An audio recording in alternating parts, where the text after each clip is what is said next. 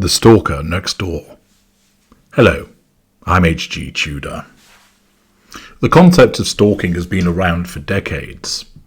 It resulted, for instance, in the United Kingdom in the Protection from Harassment Act of 1997, which was deemed anti-stalking legislation.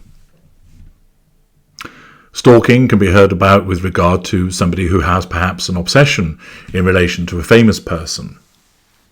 But it's not just famous people who have a stalker. Indeed, it's often joked about with famous people that you haven't made it, you're not famous until you've got one. But there are plenty of ordinary people who have found themselves with a stalker. Not every stalker is a narcissist, but many stalkers are narcissists because of the obsession of behaviour that is exhibited that need to control an individual. The skewed perspective in relation to believing that there's some kind of relationship when there actually isn't, or the desire to continue a relationship when the other person no longer wishes to do so. Many of the behaviours are commensurate with that of a narcissist, and many people would be assisted by understanding that they're dealing with a narcissist so that they would help them understand what is actually happening, why this person behaves the way that they do, and it will also assist them in making decisions that will be most effective for them, avoiding making common mistakes that are made in relation to narcissists who are stalkers, enabling them to make the correct decisions to protect themselves.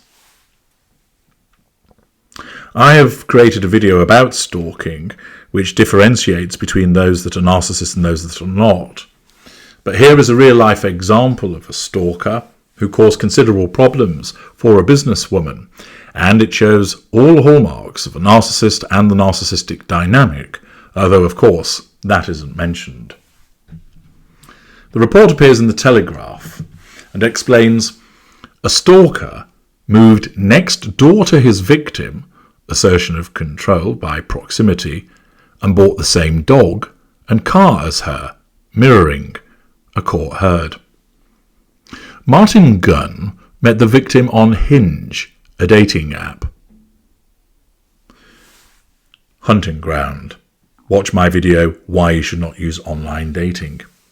And he then started stalking her after just a few dates, the court was told. The 51-year-old sent numerous unwanted letters and emails, hoovering, direct assertion of control, repeatedly attended her place of work, home address, gym, and her child's school.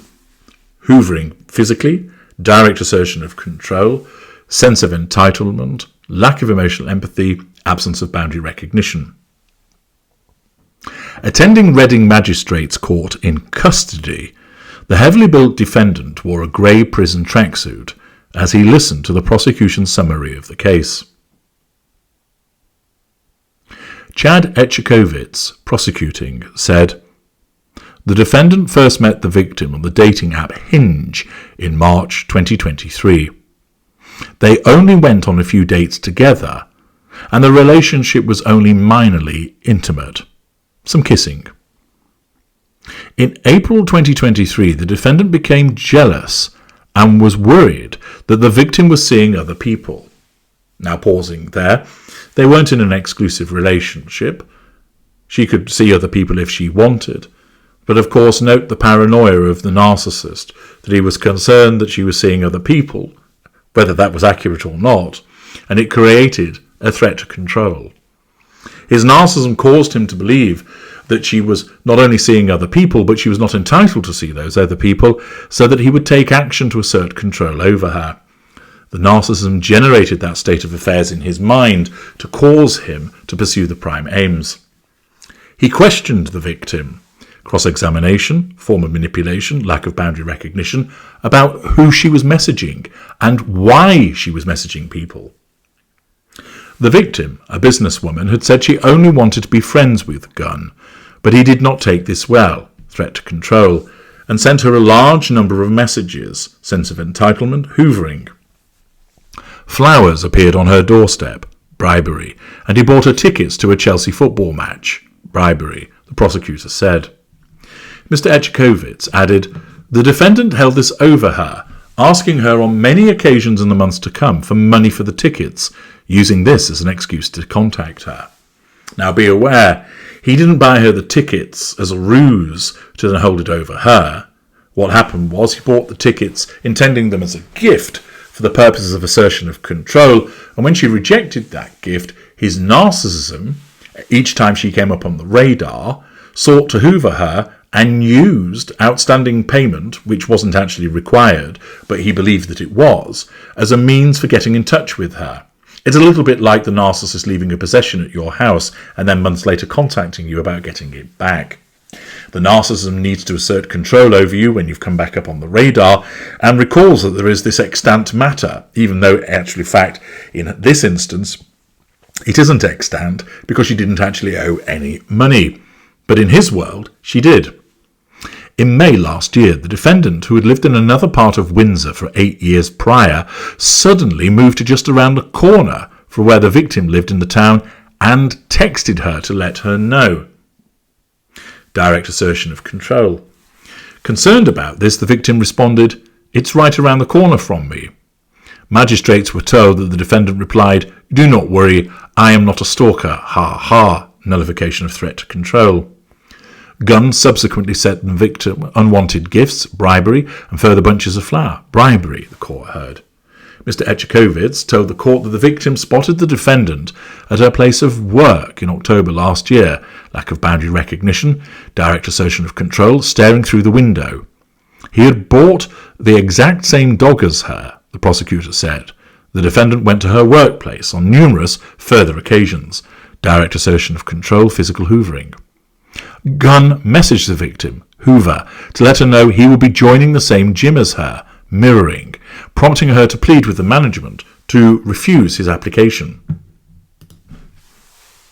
Although Gunn was refused access, he was often seen loitering outside the gym, the court heard.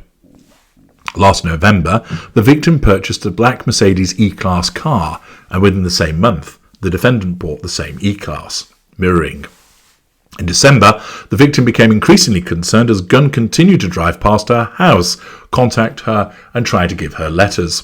She then contacted the police, and he was arrested. Gunn was released on bail, with conditions not to contact the victim. But the court heard that she had subsequently seen him filming her from his home as she walked past and approached her at a coffee shop in town. Lack of accountability, continuing to hoover her. Appearing in court to give a victim impact statement, she told magistrates, "I constantly look over my shoulder wherever I go. I feel like now I always have to be on high alert whenever I am. He is huge, and he has a severe mental health problem. He could have done anything to me at any moment, and he still could. This has put me off dating completely at this time. I am scared to meet anyone who could act the same way towards me. The things that played on my mind the most, and my biggest worry throughout those moments of torment, was if he was going to hurt me or even kill me, and what would happen to my son.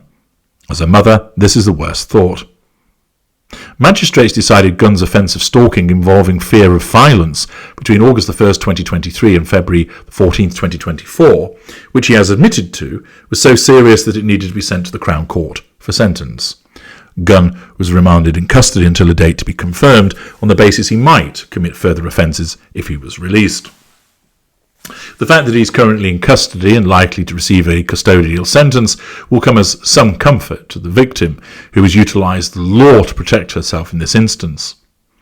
But it would help her understanding of what she was dealing with, and also help her with regard to understanding what is going to happen in the future and how she can deal with that, were she to realise that this man is a clear narcissist with regard to the manner in which he has stalked her, exhibiting a sense of entitlement, showing no emotional empathy, a lack of accountability, the love bombing that he approached, the magical thinking of believing that they should be in a relationship even after a few dates, the fact that he continues to hoover in order to assert control over her because she keeps coming up on his radar.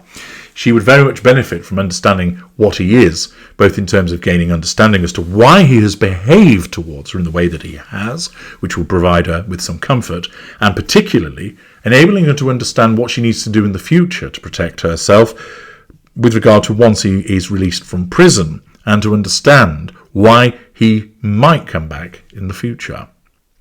I'm H.G. Tudor. Thank you for listening.